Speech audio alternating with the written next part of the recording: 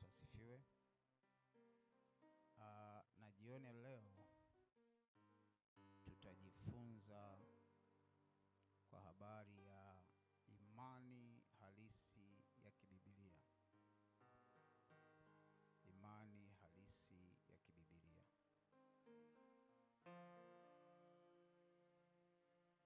Pastor Peter ameshaomba.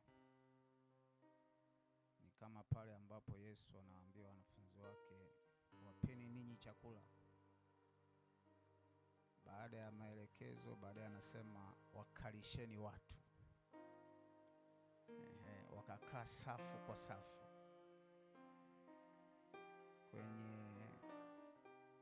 Kwenye kalamu za sherehe, chakula kikishaandaliwa kunakuwa na mtu amewekwa pale mbele kabisa. Kabla ya kwenda kwenye mambo mengine, mnaanza kunawa mikono. Alafu ndio mnapita kuchukua chombo kama ni sahani na kijiko, afu unaendelea kwenye buffet kule. Lakini wa kwanza ni nani? Ni yule wa kunawisha mikono. Sasa Pastor Peter tayari ameshatunawisha. Yaani tuko tayari kabisa kwa ajili ya kula. Haleluya. Tutasoma katika kitabu cha Wafalme wa kwanza sura ya 2. Tutaanzia ule mstari wa 1 mpaka wa 3.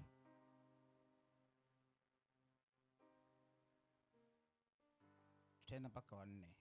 Wafalme wa kwanza sura ya 2 kuanzia mstari wa 1 mpaka wa 4. Wafalme wa kwanza sura ya 2 kuanzia mstari wa 1 mpaka wa 4. Maandiko yanasema, basi siku ya kufa kwake Daudi ikakaribia. Akamuhusia Sulemani mwanawe akasema, mimi naenda njia ya ulimwengu wote. Basi uwe hodari, ujionyeshe kuwa mwanamume. Uyashike mausia ya Bwana Mungu wako, uende katika njia zake, uzishike sheria zake na amri zake na hukumu zake na shuhuda zake, sawa sawa na ilivyoandikwa katika Torati ya Musa, upate kufanikiwa katika kila ufanyalo na kila utazamako, ili Bwana afanye imara neno lake alilonena kwa habari yangu, akisema, ikiwa watoto wako wataiingia njia yako, wataiangalia njia yao, wakienda mbele zangu kwa kweli, kwa moyo wao wote na kwa roho yao yote, akasema, hutakosa mtu katika kiti cha enzi cha Israeli.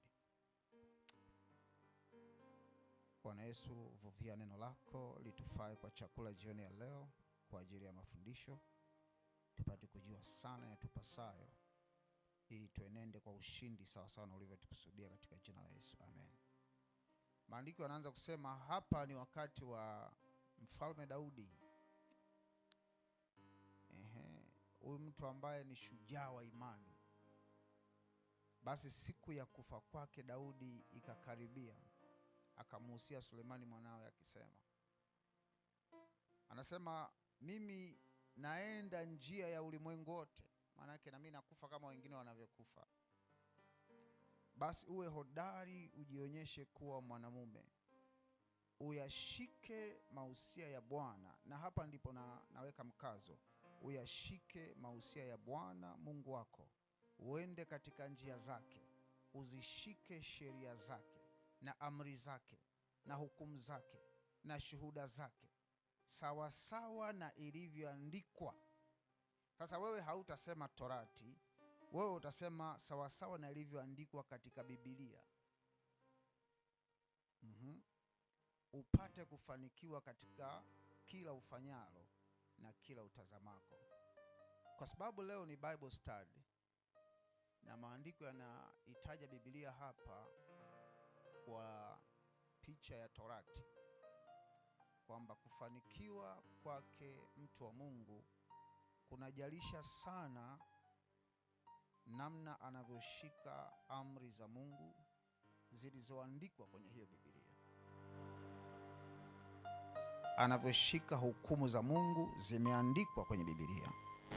Anavyoshika sheria za Mungu zimeandikwa kwenye Biblia. Anashika shuhuda zimeandikwa kwenye Biblia. Anasema sawa sawa na ilivyoandikwa. Sheria, amri, hukumu, shuhuda. Ametaja vitu kama 4. Sawa sawa na ilivyoandikwa kwenye Biblia. Lakini sisi somo letu linasema imani halisi ya kibiblia. Kiini cha somo, ukisikia neno halisi, kinyume chake ni nini? Kama kuna halisi, kuna fake. Halisi. Leo hii tuna Wakristo ambao sio halisi. Na wewe unajua, alihitaji kuelezea sana. Wewe unafahamu kwamba wapo Wakristo ambao kimsingi sio halisi. Sio halisi kwa nini? Kwa sababu hawabebi taswira ya imani ya Kikristo sawa sawa na ilivyoandikwa kwenye Biblia. Wanaenenda isivyofanana na ilivyoandikwa kwenye Biblia. Wana muonekano usiofanana na ilivyoandikwa kwenye Biblia. Hawafanani kwa wanafunzi wa Yesu, hata kama wanajiita Wakristo. Tunajua ya kwamba neno la Mungu ni mbegu. Watu ambao wamezaliwa na hiyo imani ya Kristo wanatakiwa wamfananie Kristo. Ikitokea hawamfananii Kristo, tunaanza kuhoji mara mbili. Ni feki, ni halisi. Kwa hiyo ili awe halisi anatakiwa amfananie Kristo. Awe na matunda ambayo Biblia imeyaandika. Ndio maana akasema mtawajua kwa nini? Kwa matunda yao. Kwa hiyo kuna namna tunashuhudia zamani hizi kwamba watu wanaoitwa kwa jina la Kristo wamepoteza sura ya Kristo, wakati Mungu ndio ulikuwa mpango wake namba 1 wakati anaumba. Akasema na tumfanye mtu kwa mfano wetu na kwa sura. Kwa hiyo kumfanania Kristo ndio mpango wa Mungu namba 1. Ikitokea hatumfanani Kristo, maana yake kuna kitu hatujakifuata kwenye Biblia. Haitakuwa na maana tukijifunza Bible study na kuwa tu wataalamu wa kibiblia. Unajua wako maprofesa wa Biblia wamesoma theology, lakini nikuambie hawamfanani hata Kristo. Ni wanataaluma tu. Yaani wapo maprofesa ambao ni wanataaluma. Wapo watu wana PhD za theology, ni wanataaluma. Na hatungependa wewe uwe hivyo sasa, kwamba tukufundishe hapa uwe tu mtaalamu wa mambo ya kibiblia, lakini hauna matunda ya hiyo imani inayofundishwa na Biblia. Kwa hiyo tunatafuta engo ambayo itazaa watu wanaomfanania Kristo, engo ambayo inahusu imani kuhusu hiyo Biblia, na sio tu elimu. Lazima iwe na uhusiano na imani, kwa sababu maandiko yanasema pasipo imani haiwezekani kumpendeza Mungu. Pasipo imani haiwezekani kuzalisha watu wenye sura na mfano wa Kristo. Pasipo imani haiwezekani kumpendeza Mungu. Kwa hiyo imani utaona ni mada kuu tangu Agano la Kale mpaka Agano Jipya. Mada kuu, mojawapo ya mada kuu za Biblia ni imani.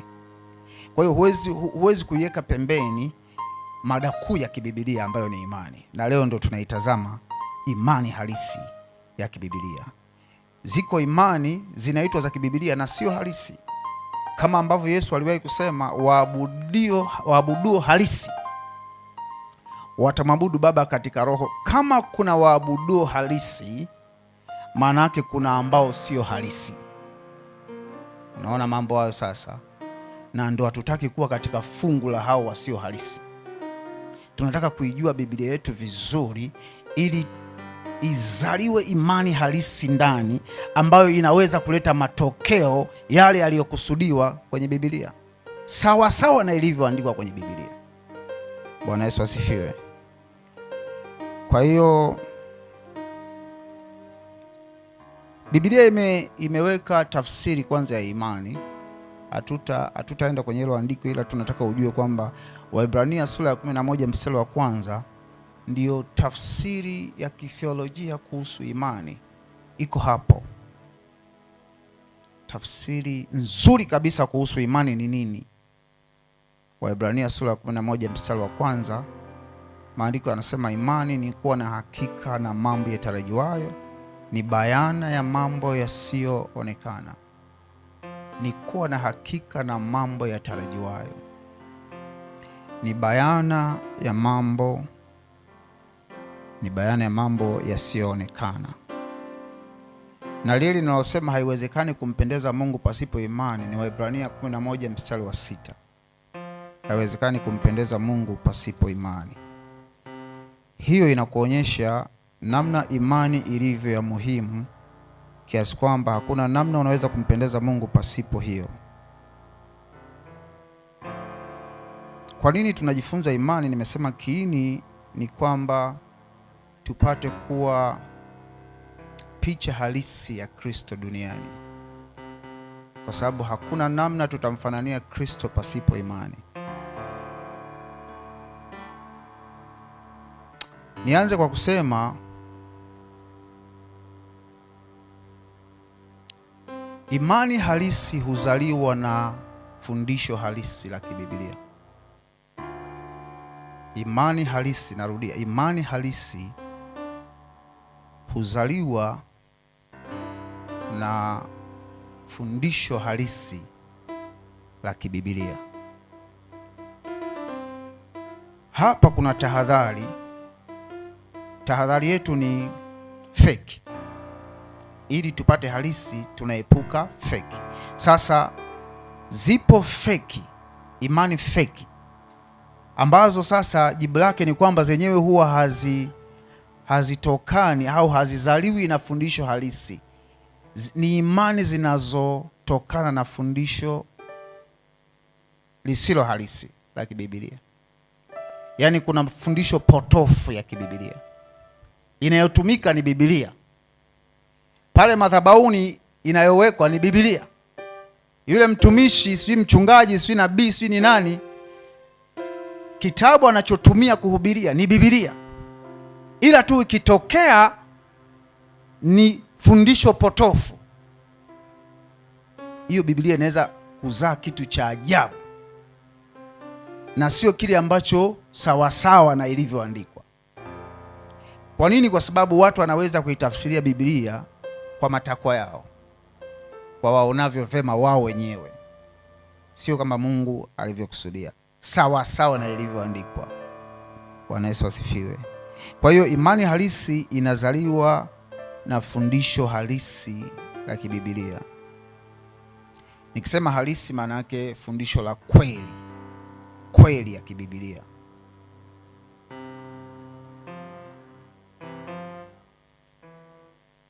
Na hapa ndipo mgawanyiko wa Wakristo umetokea.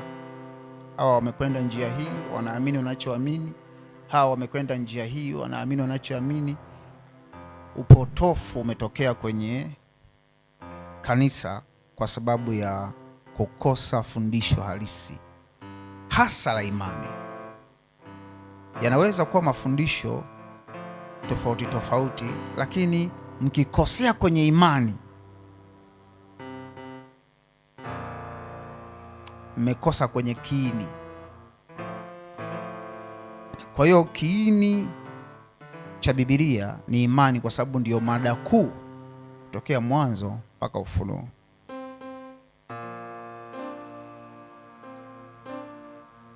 Nitaweka hapa taswira ya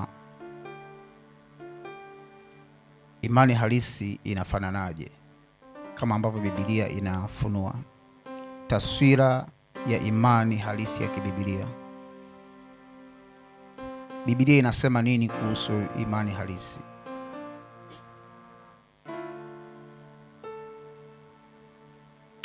Namba moja, imani ni kumtumaini Mungu. Taswira ya kwanza inayofunuliwa na Biblia inaonyesha kwamba imani ni kumtumaini Mungu. Biblia inafundisha kumtumaini Mungu. Kumtumaini Mungu maana yake ni kumtegemea.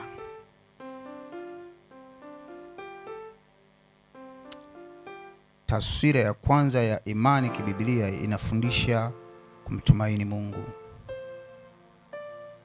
Kuacha kuzifuata akili zako mwenyewe. Kumtumaini Mungu.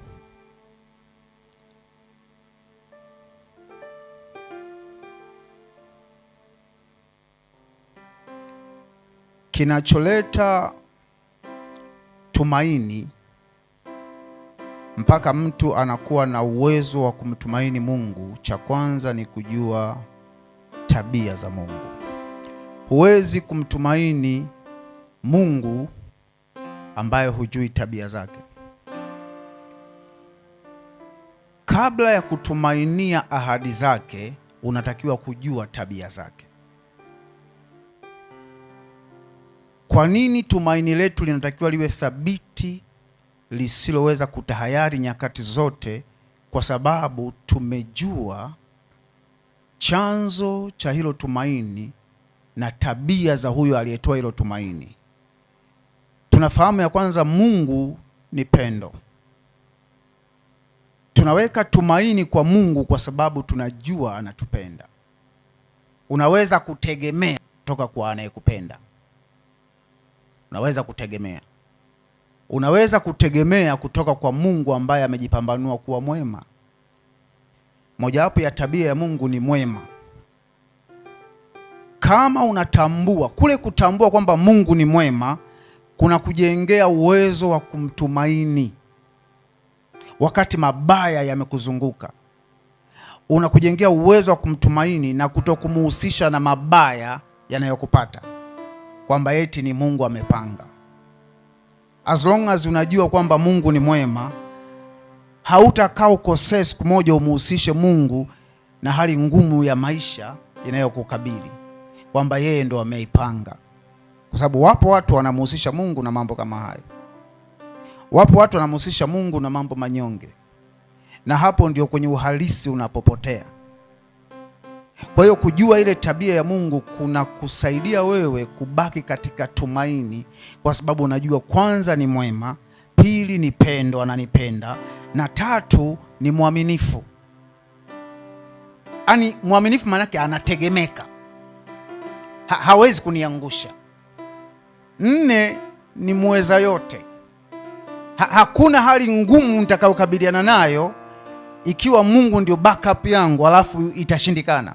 Ikiwa Mungu ndio msaada wangu kwenye mapito yangu alafu nishindwe njiani. Hakuna namna kama Mungu ndio msaada wako. Kwa nini? Kwa sababu ni muweza yote. Kwa hiyo kujua tabia za Mungu kuna kufanya uipate ile taswira ya kwanza ya kumtumaini.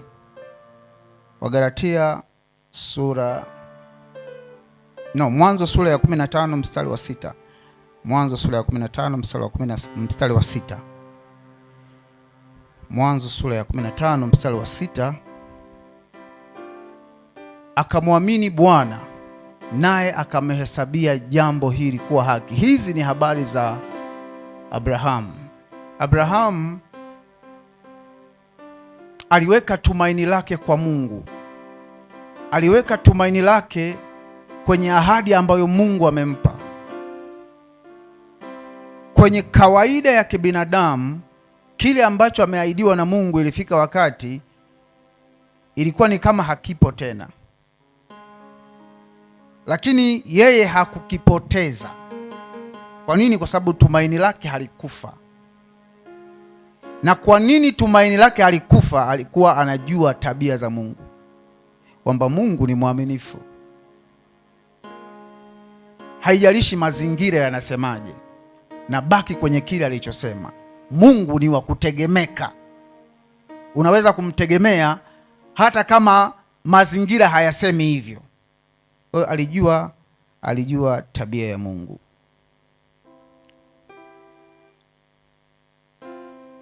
Cha pili kwenye kutumaini tunatazama, cha kwanza ni tabia, cha pili tunatazama ahadi. Hapa tupo kwenye taswira namba 1 ambayo ni ya tumaini. Imani ni kumtumaini Mungu. Kumtumaini yani kumtegemea Mungu. Lazima iwe na taswira hiyo imani. Sasa unamtumaini Mungu au unamtegemea Mungu, namba 1 kwa kumjua, namba 2 kwa kuzijua ahadi zake. Kwa kujua tabia zake, namba 2 kwa kujua ahadi zake. Ahadi ndio kile ambacho unakitumainia kwamba kitatokea. Tabia ndiyo nguzo inayokufanya wewe uwe na nguvu ya kuendelea kutegemea ile ahadi, kwamba itakuwa sawasawa na alivyosema, kwa sababu aliyeniahidi ni mwema, aliyeniahidi ni mwenye nguvu, aliyeniahidi ni mwaminifu. Kwa hiyo unamjua aliyeahidi tabia zake na unazijua ahadi zake. Sasa hakuna namna utazijua ahadi za Mungu kama sio msomaji wa Biblia. Ziko kwenye Biblia. Ndicho Daudi anamwambia mwanawe kwamba sawasawa na ilivyoandikwa. Maanake ahadi za Mungu zimeandikwa, hazitoke hewani, yani haujitungii. Zimeandikwa ahadi za Mungu. Kwa hiyo unarifaa kwenye kile Mungu amesema na unakifanya kuwa cha kwako na unamtumainia. Taswira namba 2 ni kuamini neno la Mungu. Imani ina taswira ya kuamini neno la Mungu. Haijengwi kwenye kuamini maneno ya wanadamu, kuamini mazingira, kuamini dalili, inajengwa kwenye kuamini neno la Mungu. Kile Mungu amesema ndio kinabeba taswira ya imani ya kibibilia. Kile Mungu amesema. Imani ya kibibilia ina chanzo. Ina chanzo. Na chanzo ni neno. Yaani hauamini kwenye kitu kinachoonekana. Hauamini kwenye mtu anayeonekana. Unaamini kwenye neno. Chanzo cha imani ni neno. Sio kwamba unaamini pasipokuwa na chanzo chochote. Hiyo na yenyewe sio imani halisi. Imani halisi lazima iwe na chanzo, na chanzo hicho lazima kiwe ni neno. Haitakiwi kiwe kitu. Imani ambayo chanzo chake ni kitu sio ya kibibilia. Na haina mizizi wala haikuunganishi na Mungu. Kwa hiyo imani lazima iwe na chanzo ambacho ni neno la Mungu. Joshua sura ya 1 mstari wa 8 ni kitu kile kile ambacho Daudi alikisema kwa Suleiman kwenye andiko tulilosoma. Joshua naye anaambiwa na Mungu. Joshua sura ya 1 mstari wa 8, kitabu hiki cha Torati kisiondoke kinywani mwako. Nimekuambia wewe badala ya Torati utatumia neno gani? Biblia. Kwa hiyo kitabu hichi cha Biblia kisiondoke wapi? Kinywani mwako. Bali yatafakari maneno yake mchana na usiku, upate kuangalia kutenda sawasawa na maneno yote yaliyoandikwa humo. Maana ndipo utakapoifanikisha njia yako, kisha ndipo utakapostawi sana. Unaona, ni kitu kile kile Daudi anamwambia mwanawe Suleiman. Ni kitu hicho hicho Mungu aliwahi kumwambia Joshua. Ndipo utakapofanikiwa sana. Wewe unafahamu kwamba tuko kwenye msimu wa kusaidiwa na Mungu, na mchungaji wetu alitufundisha ili msaada wa Mungu kuhusu, unatakiwa kufanya unachopaswa kufanya ili Mungu afanye anachopaswa kufanya. Kwenye ushirika huo wa agano kati yako na Mungu, Mungu ana sehemu yake, tunauita upande wa nguvu, na wewe una sehemu yako. Na connect somo letu la leo, mafundisho yetu ya leo, na kile tunachoendelea nacho kwenye msimu huu wa kusaidiwa na Mungu, kwamba haiwezekani kumpendeza Mungu pasipo imani. Haiwezekani kuzitimiza ahadi za Mungu kwenye maisha yako pasipo imani. Haiwezekani kusaidiwa na Mungu pasipo imani. Haiwezekani kumdhihirisha Kristo pasipo imani. Haiwezekani kumwona Mungu pasipo imani. Haiwezekani. Kwa hiyo imani, utaona ni kigezo muhimu sana ambacho tunakitegemea ili kuyafanya mambo tunayoyasoma kwenye Biblia yasiwe hadithi, yawe halisi. Vinginevyo yatabaki kuwa ni mambo ya simulizi za kale na hayana uhusiano na maisha yako ya sasa. Lakini ukichanganya na imani, imani sasa ndio inayafanya yale mambo kuwa halisi kwako. Unasoma kwenye Biblia lakini haumuoni Daudi, unajiona wewe. Unaona pale maelezo yanamuelezea Daudi, lakini ndani yako conviction inakuonyesha ni wewe ndio unayezungumziwa pale. Inakufanya uwe kwenye nafasi ya kuapply kile ambacho Daudi aliambiwa na Mungu, na wewe unakiona kwamba ni wewe ndio unaambiwa sasa na Mungu. Bwana Yesu asifiwe. Kwa hiyo kwenye kipengele cha kuamini neno la Mungu, Joshua hapo anaambiwa kitabu hiki kisiondoke kinywani mwako. Msisitizo hapo sasa, hakuna namna. Nimekwambia utazijuaje ahadi za Mungu, shuhuda, amri, sheria? Lazima urudi kwenye nini? Kwenye Biblia. Tunarudishwa kwenye msisitizo wa kusoma Biblia. Hatuisomi sasa Biblia kwenye engo ya kitaalamu, kuwa mwanatheolojia. Sio kwenye engo ya utaalamu. Nimekuambia kuna maprofesa wa theolojia wapo, na ni wabaridi tu, wa mwilini tu, hawafanani hata na mwongofu mpya, hawafanani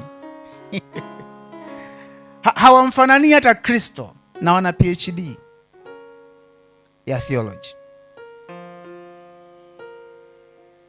wabaridi kabisa. Bwana Yesu asifiwe. Kwa hiyo engo ambayo sisi tunaisisitiza ni ya imani, kwa sababu elimu ya Biblia haitatufaa kitu kama hatuna imani ya Biblia. Bwana Yesu apewe sifa. Ile elimu yenyewe ni ya muhimu, lakini haina maana isipochanganywa na imani.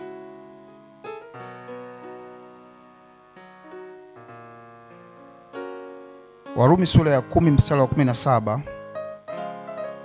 Warumi sura ya 10 mstari wa 17. Maandiko pia yanazungumza kwa habari ya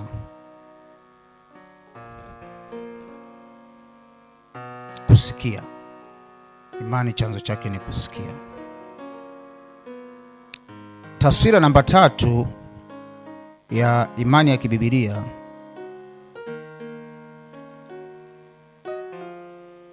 imani ina lengo. Imani inalenga Yesu Kristo. Imani inalenga Yesu Kristo. Faith is centered on Jesus Christ. Faith is centered on Jesus Christ. Imani inalenga Yesu Kristo. Kwenye kiini cha imani yetu ni Yesu Kristo.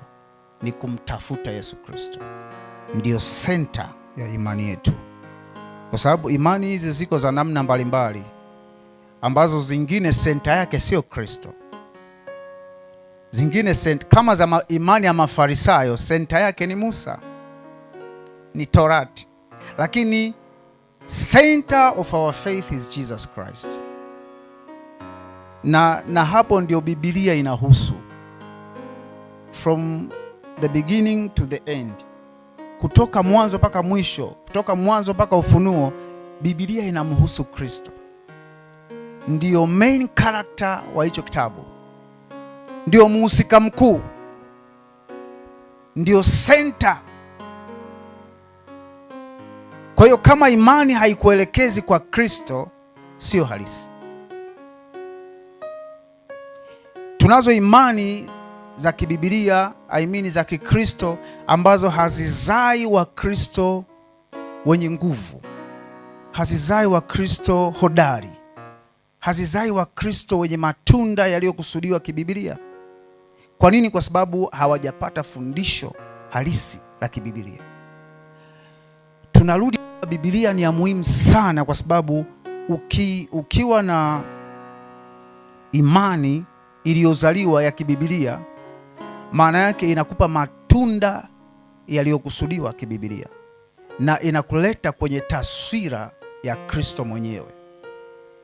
Vinginevyo atazaliwa mtu na atajiita Mkristo, lakini asiyemfanania Kristo kwa namna yoyote, na bado atakuwa anatumia kitabu kinaitwa Biblia.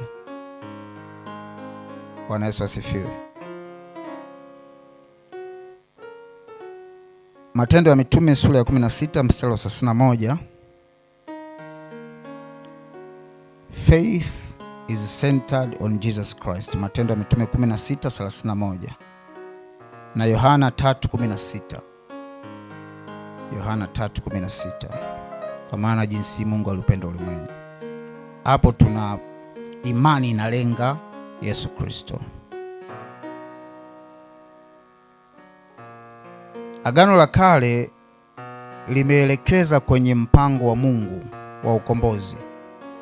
Agano Jipya linafunua mpango huo mpango wenyewe kupitia Kristo. Kwa hiyo Agano la Kale ni utangulizi, linatuelekeza kwenda kwa Kristo, alafu Kristo ndio anaufunua huo mpango wenyewe wa Mungu ambao ni ukombozi wa wanadamu.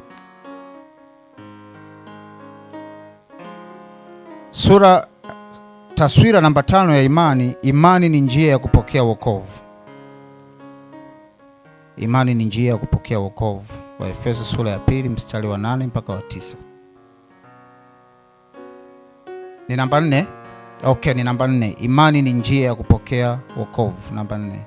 Hiyo ni taswira namba 4. Imani lazima ihusishwe na wokovu. Hiyo ndio imani ya kibibilia. Kama inafundishwa imani kutokea kwenye Biblia na haihusishi imani, maana yake hiyo sio imani halisi ya Biblia. Mzunguko wote huko unatafutwa wokovu wa wanadamu, ukombozi wa wanadamu. Kama Biblia inahubiriwa na kiini chake sio Kristo na maudhui yake sio wokovu, hiyo sio halisi, ni potofu kama potofu nyingine.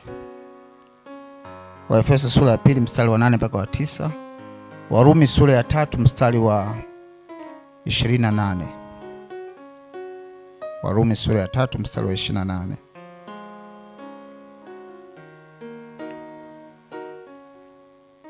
Taswira namba 5. Imani huzaa utii. Imani huzaa utii. Kama imani haizai utii, hiyo sio ya Biblia, ni kitu tu kingine. Kwa sababu the ultimatum, kile kilele cha mafundisho, mahubiri, chote kuhusu imani, lengo lake ni kuzaa utii. Utii ni mwitikio wa mtu kwenye neno la Mungu. Kwa hiyo imani inataka kuleta mtu awe na mwitikio chanya wa neno la Mungu, bila kujalisha mazingira, bila kujalisha fikra zake, bila kujalisha matakwa yake. Ule mwitikio wa mtu kwenye neno la Mungu, kwenye kile Mungu amesema, bila kujalisha Mungu alichosema kinapingana na uhalisia wa mambo yanavyoonekana, kwamba mtu anatakiwa aitikie vile vile, afuate vile vile Mungu alichosema, kwa sababu Mungu hakosei. Yaani usiseme kwamba unajua hii itakuwa ni Mungu alisema kwenye Agano la Kale, kwa hiyo ni kama kimepoteza, yani kimepitwa na wakati. Neno la Mungu halipiti na wakati. Unajua Mungu alisema kwenye mazingira fulani, kwa hiyo kwenye mazingira haya haiwezi kuapply. Mungu kile alichosema kiko hai, hakipitwi na nyakati, hakipitwi na zama, kwamba hizi zama hizi unajua ni za sayansi na teknolojia, kwa hiyo hii haiwezekani tena. No, ni yeye yule jana, leo, hata milele. Kwa hiyo imani inazaa utii. Imani na utii ni vitu ambavyo haviwezi kutenganishwa. Yakobo sura ya 2 mstari wa 17. Waraka wa Yakobo kwa watu wote sura ya 2 mstari wa 17. Hiyo ni sawa na kusema imani ya kweli hujidhihirisha kupitia utii. Imani ya kweli hujidhihirisha kupitia utii.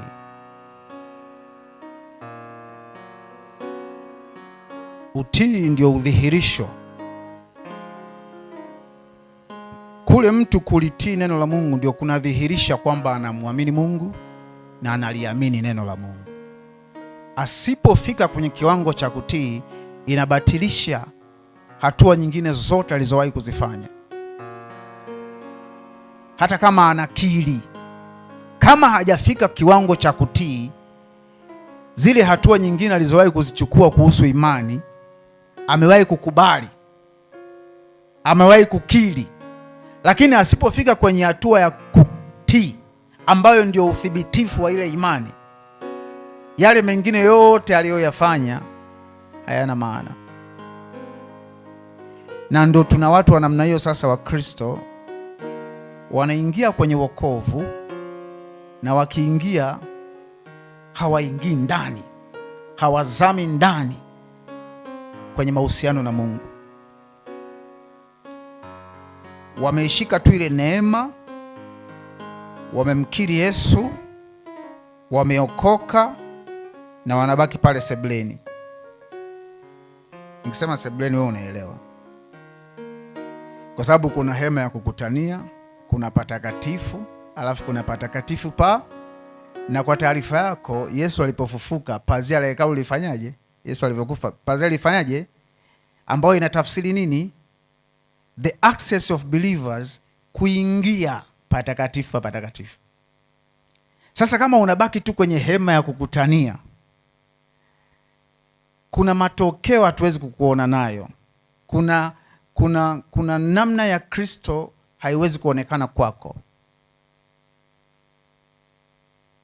Hauwezi kumdhihirisha Kristo, hauwezi kuwa mtii wa hiyo imani.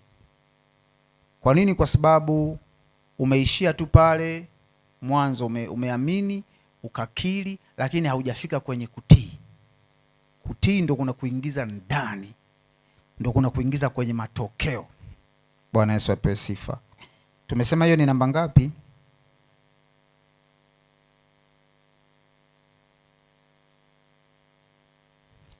Hiyo ni namba 5. Namba 6, imani ni hitaji endelevu la maisha. Lazima uwe na taswira hiyo. Imani ni hitaji endelevu la maisha. Sio tu kwamba tunahitaji wakati tunaokoka, tunahitaji wakati tunamkiri Yesu, tunahitaji wakati tunasajiliwa kwenye kitabu cha uzima kwa ajili ya kupokea wokovu tu. Wakorintho wa pili sura ya 5 mstari wa 7. Wakorintho wa pili sura ya 5 mstari wa 7. Maandiko yanasema tunaenenda kwa imani na sio kwa kuona. Lile neno tunaenenda maana yake ni experience ya kila siku. Tunahitaji imani, ni kitu endelevu, ni hitaji endelevu. Namba 7, taswira namba 7 ya imani. Imani halisi huzaa ushujaa wa moyo. Yaani imani lazima ikufikishe hapo. Imani inayosema kwenye Biblia ina sifa hizo. Lazima ikupeleke mahali pa kuwa mtii, lazima ikupeleke mahali pa kuwa shujaa wa moyo. Anachoambiwa Joshua kwamba uwe shujaa ni matokeo ya imani. Wewe unafahamu ile tenzi inasema wanyonge na wenye hofu wakawa mashujaa. Unaona mambo hayo? Ni wanyonge by nature, wamezaliwa wanyonge, ni waoga, wenye hofu, lakini imani imewabadilisha, wamekuwa mashujaa. Kama imani haina sifa ya kukufanya kuwa shujaa, sio halisi. Yaani hiyo mbegu ya hiyo imani sio ya kibiblia.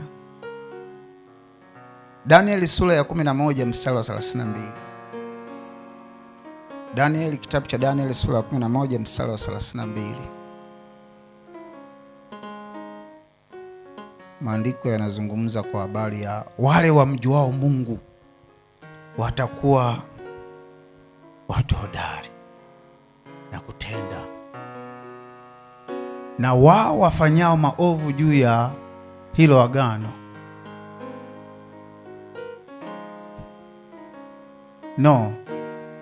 ni 32. Nenda Danieli 9. Hiyo hapo, hiyo B. Lakini watu wamjuao Mungu wao watakuwa hodari na kutenda mambo makuu. Watu wamjuao Mungu wao watakuwa hodari na kutenda mambo makuu.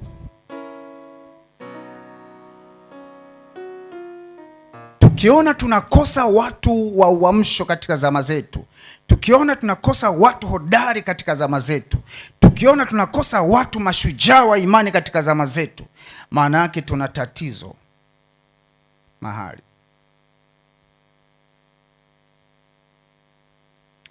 Kumbuka pale mwanzo tumesema imani halisi inajengwa na fundisho la kweli la kibiblia au fundisho halisi la kibiblia.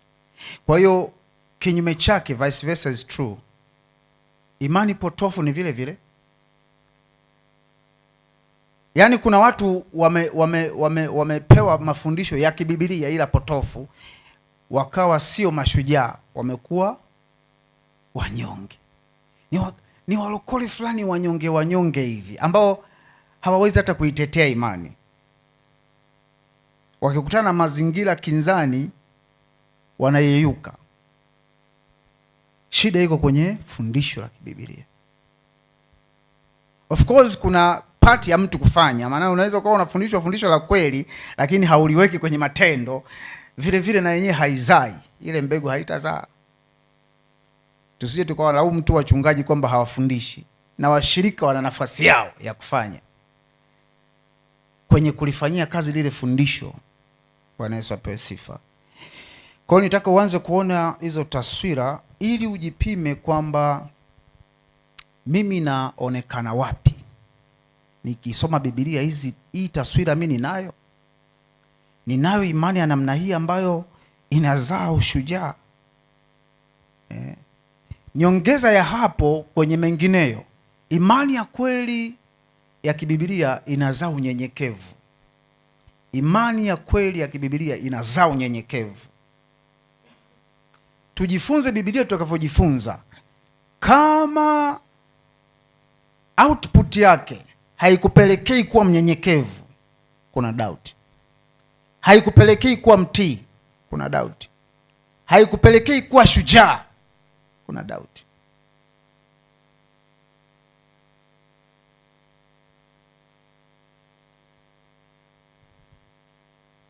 Wakati fulani nilikuwa naota ndoto ninapiga majitu ambayo sijawahi kuyaona kwenye ulimwengu wa kawaida. Yaani kama yale majitu yakitokea kwenye ulimwengu wa kawaida hata mimi nakimbia. Ila kwenye ndoto sikimbii. Nakabiliana nayo na nayapiga kwenye ndoto, napiga mpaka simba, yani simba ule napiga tena, nimeshika tulungu, napiga mpaka anakuwa flat. Lakini kwenye ulimwengu wa mwili anaweza akatokea hata panya hapo ukaruka. Sasa wakati fulani ndoto zinaakisi wewe ni nani rohoni, namna ambavyo rohoni ulivyojengeka.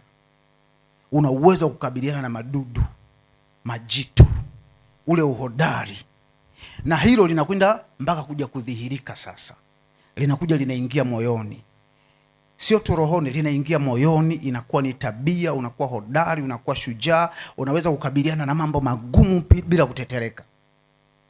Inakuwa ni matunda ya imani yetu.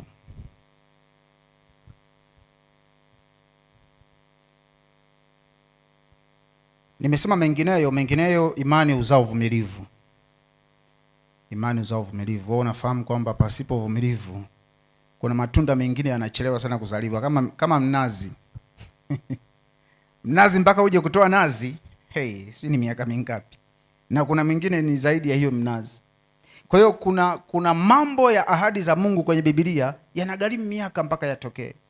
Kwa hiyo uvumilivu ndio tunda ambalo linafanya ile imani iende kuzaa. Ibrahim anasifiwa kwa imani kwa sababu ya hilo tunda la uvumilivu. Sio tu shujaa, sio tu mtii, sio tu mwaminifu, na uvumilivu. Ukikosa hiyo taswira ya uvumilivu wa imani, kuna vitu havitatokea. Hutamfanania Kristo. Bwana Yesu asifiwe. Mimi nikomee hapo kwa leo. Nilitaka upate kwanza taswira ya imani ya kibiblia inavyosema. Alafu kupitia ile taswira wewe sasa uanze kuitazama hiyo imani kana kwamba ni kioo. Unajiona wewe au unaona mtu mwingine? Kutokea hapo, hicho kioo kitakusaidia kujisahihisha ili ufanane na kioo kinavyosema kwamba natakiwa kuwa mwaminifu, natakiwa kuwa shujaa, natakiwa kuwa mtii, natakiwa nifanane na kioo kinavyosema na imani inavyosema. Na hiyo ndio Biblia. Sio tu elimu, ni vitu practical. Lazima ufike mahali pa kuviapply. Ujione kwamba kweli utii wa neno la Mungu umeumbika ndani yangu, uaminifu umeumbika ndani yangu. Vinginevyo Biblia itakuwa ni kitu ambacho hakifai kitu kwenye maisha ya wokovu tulionayo. Kwa dakika chache nataka tutafakari haya. Sijui tunatumia mfumo gani. Dakika chache.